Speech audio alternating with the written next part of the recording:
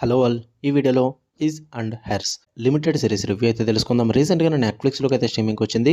తెలుగులో కూడా అవైలబుల్గా ఉంది అండ్ ఫ్యామిలీ వాచబుల్ అయితే కాదు, అడల్ట్ కంటెంట్ ఉంది. సో ఫ్యామిలీతో చూడొద్దు.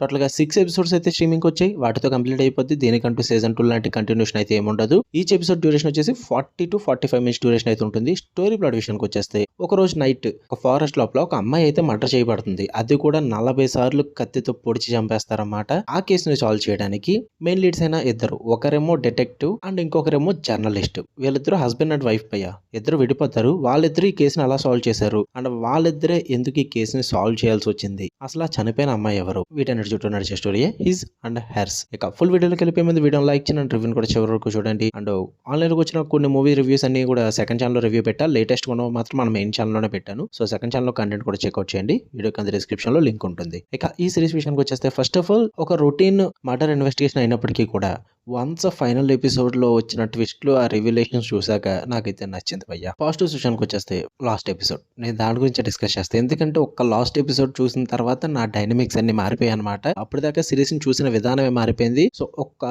డిఫరెంట్ ఒపీనియన్ క్రియేట్ అయిపోయింది ఆ లాస్ట్ ఎపిసోడ్ వల్ల. ఫస్ట్ అంటే బిగ్ ప్లస్ పాయింట్ అంటే సిరీస్ కి లాస్ట్ ఎపిసోడ్ అండ్ ఆ రివిలేషన్స్ అనే చెప్తా. ఎందుకంటే వాళ్ళు రాసుకున్న ట్విస్ట్లు బాగా వర్కౌట్ అయినాయి. రివిలేషన్ ఇచ్చేసిన తర్వాత ఓకే ఇది అందరూ అనుకున్నదే, ఈజీగా గెస్ చేయొచ్చు, ప్రెడిక్టబుల్ గానే ఉందన్న ఫీల్ అయితే వచ్చింది. బట్ ఆఫ్టర్ దట్ వచ్చిన ట్విస్ట్లకి నాకు మైండ్ కొంచెం బ్లాక్ అయిపోయింది అనమాట. ఆ రివిలేషన్ చాలా ఇంట్రెస్టింగ్ గా ప్రెజెంట్ చేశారు. అండ్ ఆఫ్టర్ దట్ ఎందుకు అలా జరిగింది, ఆ ట్విస్ట్ ఎలా రాసుకున్నారు, అసలు ఎలా ప్లాన్ చేసుకున్నారు, ఇదంతా కూడా వాళ్ళు రివీల్ చేసిన విధానం కూడా ఎమోషనల్లీ చాలా బాగా ప్రెజెంట్ చేశారు. నాకు అది భలే అనిపించింది. ఫేవరెట్ అని చెప్తా లాస్ట్ ఎపిసోడ్ అనేది. సో అదే నాకు బిగ్గెస్ట్ ప్లస్ పాయింట్ ఈ సిరీస్ కి.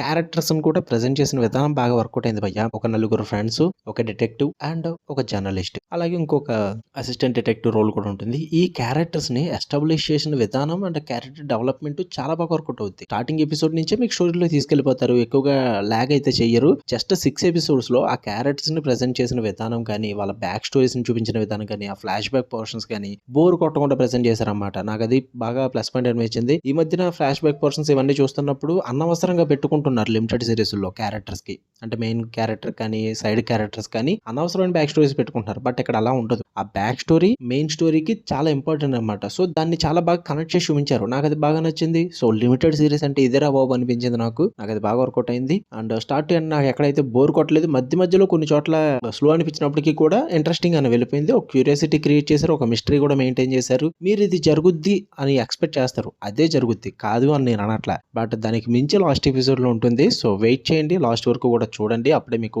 వర్కౌట్ అవుతుంది సిరీస్ అన్నది. ఇక నెగిటివ్ విషయానికి వచ్చేస్తే ఫస్ట్ ఆఫ్ ఆల్ వెళ్ళే ట్రూప్స్ అన్ని కూడా అంటే ప్రెజెంటేషన్ అంతా కూడా ఫెమిలియర్ అయిపోయింది భయ్య. అంటే స్టార్టింగ్ ఒక మర్డర్ జరగడం, కేసుని డీల్ చేయడానికి ఇద్దరు రావడం, వాళ్ళిద్దరి మధ్య ఒక రిలేషన్షిప్, ఇదంతా కూడా రొటీన్ ఉంటుంది. అది కొంచెం ప్రాబ్లమేటిక్ అనిపిస్తుంది. అండ్ 6 ఎపిసోడ్స్ లో కూడా ఆ 3 ఎపిసోడ్స్ అన్నవి ఫార్ములాలో రన్ అవుతాయి. లిమిటెడ్ సిరీస్ ఏ ఫార్ములాలో రన్ అవుతాయో, ఇన్వెస్టిగేషన్ ప్రాసెస్, కన్వర్సేషన్స్, ఇవన్నీ కూడా అదే ఫార్ములా ఉంటుంది అనమాట. కొత్తగా అయితే ఏముండదు.